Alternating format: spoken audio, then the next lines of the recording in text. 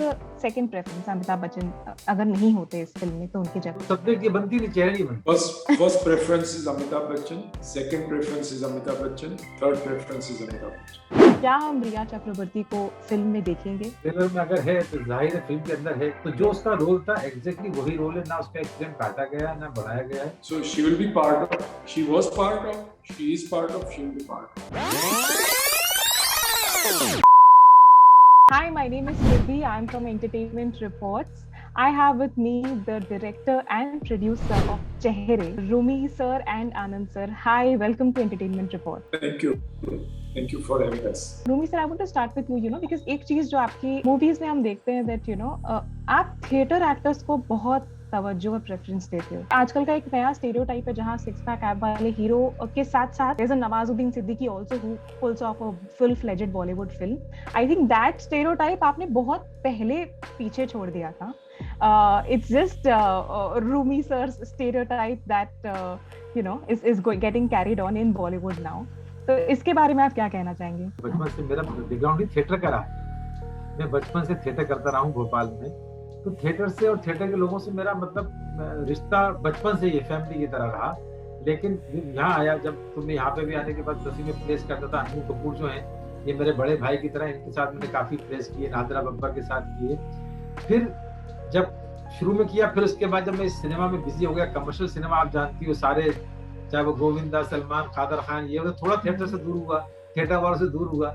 लेकिन मेरी कोशिश हमेशा ये रही कि मैं अपने थिएटर के जो सीनियर हैं, जो जूनियर हैं या जो मेरे को नहीं भी जानते हैं, मैं थिएटर वालों की बड़ी इज्जत करता रहा हूँ पूरी जिंदगी, और आज भी करता हूँ। मेरी कोशिश होती है कि थिएटर वाले मेरी फिल्म में इन्वॉल्व होते रहे। तो दूसरा थिएटर के एक्टर की खासियत होती है, छोटे से छोटे रोल पे जो है ना इतनी मेहनत करता है, इतना उसको अपने हिसाब से बनाने की कोशिश करता है कि वो उसका कंट्रीब्यूशन बहुत आ जाता है फिल्म के अंदर। आनंद सर, मैं आपसे पूछना चाहूंगी क्योंकि अब हम इस सिचुएशन में हैं, पिछले 1.5 ईयर से we are in the situation जहां फिल्म्स काफी हद तक अफेक्ट हो रही है, स्पेशली थिएटर पे। I would want to know a producer's take, on this, कि how do you deal with ऐसा कोई situation पे आप कैसे डील करते हो कि अगर फिल्में, अगर वो टिकट बेसिस पे पिक्चर ब्लॉकबस्टर है कि नहीं, वो डिसाइड नहीं हो रही हैं और OTT प्लेटफॉर्म पे रिलीज पे हो रही हैं, so how do you as a producer deal with it? हर एक प्रोड्यूसर का अपना अपना टेक होता है। कुछ प्रोड्यूसर्स अपनी फिल्में लेके OTT पे गए हैं, और कुछ प्रोड्यूसरों ने, जैसे हमारी फिल्म जो चेहरे है वो रूमी भाई ने उस हिसाब से डायरेक्ट की है, उस हिसाब से उसका फ्लेवर और फैब्रिक बनाया है कि वो थिएटर में ही अच्छी लगेगी। So that is why we are stuck to that कि हमें हो सके तब तक थिएटर में लेके आना है। और आज ऐसा हो गया है कि थिएटर ने इतने सालों से हमको सपोर्ट किया है, तो मेरे हिसाब से हमारी भी थोड़ी जिम्मेदारी बनती है कि अगर हो सके तो सपोर्ट करना चाहिए। And there are so many producer कि जो राह देख के बैठे हैं कि कब थिएटर खुले और उनकी फिल्में वो लगाए। There's a myth कि एक प्रोड्यूसर जो है वो सिर्फ या तो बजट डिस्कस करते हैं, डिसाइड करते हैं, या फिर फिल्म की शूट्स एंड ऑल एवरीथिंग ये सब डिसाइड करते हैं। बट देन कहीं ना कहीं आजकल ऐसा हो रहा है कि जो बड़े एक्टर्स प्रोड्यूसर्स हैं उनका काफी हद तक इन्फ्लुएंस रहता है कि कास्ट किसको किया जाए। तो आनंद जी, एज अ प्रोड्यूसर क्या आपका भी रोल रहता है कि किसको कास्ट किया जाए, किसको नहीं? इसमें आई थिंक एक कलेक्टिव डिसीजन होना चाहिए, क्योंकि खाली प्रोड्यूसर का कॉल अलग हो सकता है, खाली डायरेक्टर का भी कॉल अलग हो सकता है। सो मेरे ख्याल से इसमें एक कमर्शियल कॉल भी होता है प्रोड्यूसर की ओर से, और क्रिएटिव कॉल होता है डायरेक्टर की ओर से। तो मेरे ख्याल से ये ज्यादातर, आई मीन जो भी फिल्में के साथ में मैं एसोसिएट हूँ उसमें हमेशा हमने कलेक्टिव कॉल रखा हुआ है। But everybody is free. कुछ फिल्मों में खाली डायरेक्टर करते हैं, कुछ जैसे आपने बताया कि बड़े स्टार्स जो आज प्रोड्यूसर हो गए खाली वही डिसाइड करते हैं, उनको अपने हिसाब से करने का पूरा हक। एंड रूमी जी, आपका टेक इस पे कि मतलब कई बार ऐसा होता है ना कि जैसे एक डायरेक्टर जो है अगर वो स्क्रिप्ट राइटर भी है या फिर he is very closely sitting with the script writer and writing the script ताकि वो अच्छे से डायरेक्ट कर सके उस फिल्म को। कितनी बार ऐसा होता है ना कि हम स्क्रिप्ट लिखते हैं तो एक पर्टिकुलर एक्टर को दिमाग में रख के उनको सोच के लिखते हैं हम स्क्रिप्ट। क्या ऐसा कभी हुआ है कि आपको शायद कास्ट को चेंज करना पड़ा हो या ऐसा कुछ करना हुआ हो because of any producer pressure? जब से आया हूँ 30 साल में मैं इतना नसीब वाला हूँ, इतना किस्मत वाला हूँ। आप सिर्फ पास्ट का रिकॉर्ड भी देख लीजिए, इंटरव्यू भी, कि मुझे कभी मतलब एक तो राइटिंग में मेरा इतना नसीब वाला था कि पहले मैं साइन हो जाता था, फिर सोचता था कि अब क्या लिखूं, क्या अभी सलमान के साथ बनाना है या गोविंदा के साथ बनाना है या संजू के साथ बनाना है। तो क्या है, मुझे कभी ये नहीं हुआ कि मैं जिस एक्टर को सोचा वो एक्टर मुझे ना मिले, क्योंकि एक्टर मिलने के बाद ही लिखना शुरू किया। तो अभी तक मेरा नसीब इतना अच्छा चल रहा है, इवन इस फिल्म तक मुझे अभी तक ये नहीं हुआ कि मैंने सोचा एक्टर को कुछ और था या कुछ और।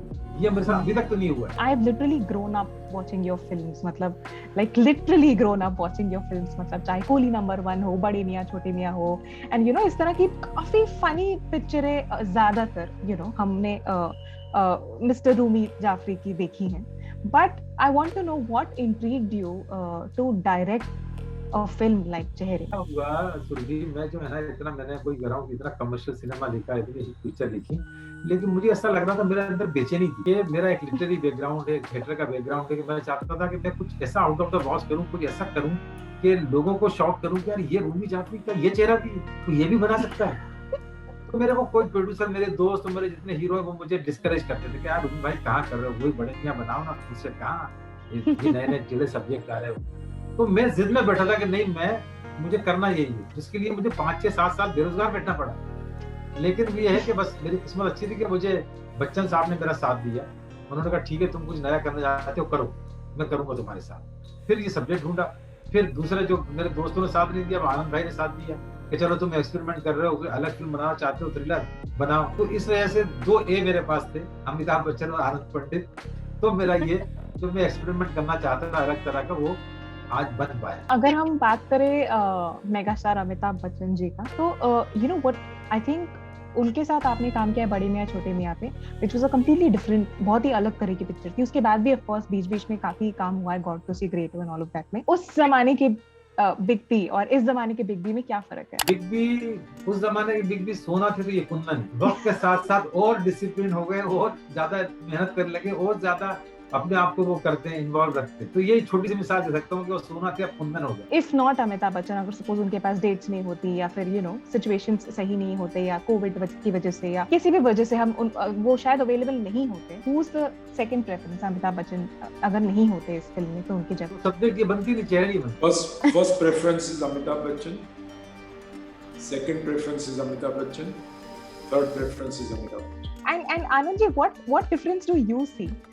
लाइक 22 साल पुराने अमिताभ बच्चन में और आज अमिताभ बच्चन में? जैसे रोही भाई ने बताया, वैसे बच्चन साहब खुद एक इंस्टीट्यूशन है। हर टाइम पे वो अपने आप को इम्प्रूव करते ही रहते हैं, इन्वॉल्व करते ही रहते हैं, ज़्यादा से ज़्यादा डिसिप्लिन होते रहते हैं, वैल्यूएबल सजेशन देते रहते हैं। तो मेरे ख्याल से उनके तजुर्बे का फ़ायदा और ज़्यादा आपको मिल रहा है। एंड अगर उनकी एंथुजियाज्म की बात करें तो मेरे ख्याल से हमारी पिक्चर फिल्म में भी आप देख पाएंगे कि जो आपको एक झांकी, जो पहले एंग्री यंग मैन की झांकी आज से 30 साल पहले मिलती थी, वही झांकी ये किरदार में आपको देखते हैं। We have megastar Amitabh Bachchan, we have superstar Imran Hashmi, and then we have someone like a Crystal D'Souza जिनका बॉलीवुड में डेब्यू है।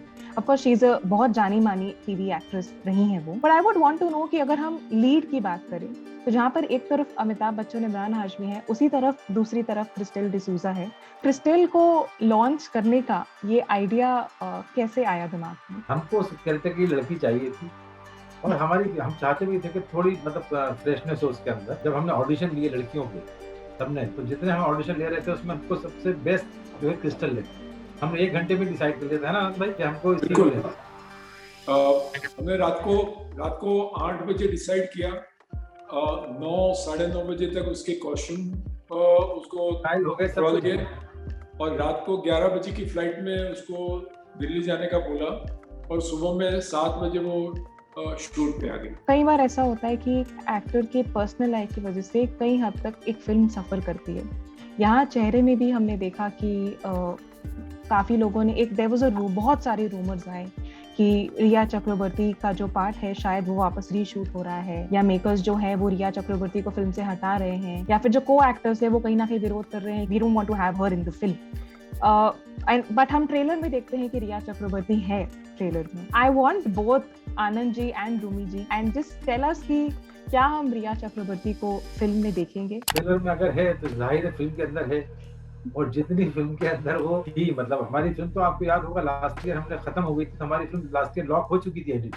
तो जो उसका रोल था एग्जैक्टली वही रोल है, ना उसका एक फ्रेम काटा गया है ना बढ़ाया गया है। जैसा आपने खुद बोला कि अफवाहें थी, रूमर ही थी। And Anand ji, as a producer, क्या आपको ऐसी कोई प्रॉब्लम्स का सामना करना पड़ा just because of all that rumours and around Rhea Chakraborty and around that entire thing? मेरे ख्याल से बिल्कुल नहीं, क्योंकि हमने पहले से डिसाइड किया था कि हमारी film already as a actress she has done a wonderful job, और जो भी कंट्रोवर्सी हुई है वो उसकी पर्सनल लाइफ में, इट वाज सो अनफॉर्चुनेट। और आपके एक प्रश्न का जवाब भी देते हैं कि जो को एक्टर्स जो थे उन्होंने हमको, मुझे और रमी भाई को स्पेसिफिक मैसेज दिया था कि we should stand by with जो भी हो जाए, क्योंकि उसकी पर्सनल लाइफ का और हमारी फिल्म का कोई लेना देना।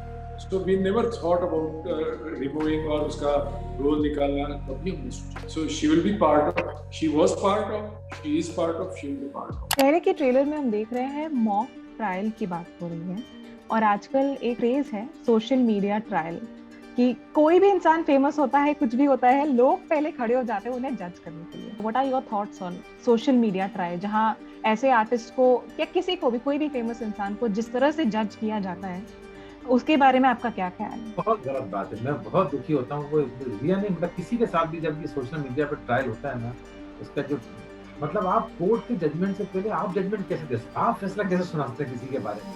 कितने लोगों की लाइफ खराब हो जाती है, कितनी तकलीफ सोसाइटी में, शायद बाद में जब उनको बाइज्जत बरी होते हैं या कुछ होता है तो कहीं न्यूज भी नहीं आती। तो एक हर इंसान जो सोशल मीडिया पे अगर वो बोलता है मैं सोशल मीडिया पे एक्टिव हूँ, तो वो समझ जाए सोशली उसकी क्या जिम्मेदारी बनती है समाज के लिए। उसको अपनी एक जिम्मेदारी भी निभाना चाहिए कि अच्छे सिटीजन की तरह। इस तरह की चीजें मुझे बिल्कुल पसंद नहीं। आनंद जी, आप भी बहुत एक्टिव है सोशल मीडिया पे, but I want to know कि वो आपके thoughts on social media trial. देखिए, सोशल मीडिया दो धारी तलवार है, उसको अच्छी तरह भी यूज कर सकते हैं और किसी को तकलीफ देने के लिए भी यूज कर सकते हैं। तो मेरे ख्याल से ये जो जज किया जाता है सोशल मीडिया के द्वारा और लोगों के बारे में गलत उल्टी सीधी बातें किया जाता है, काफी जिंदगी रुइन हो जाती है उसमें।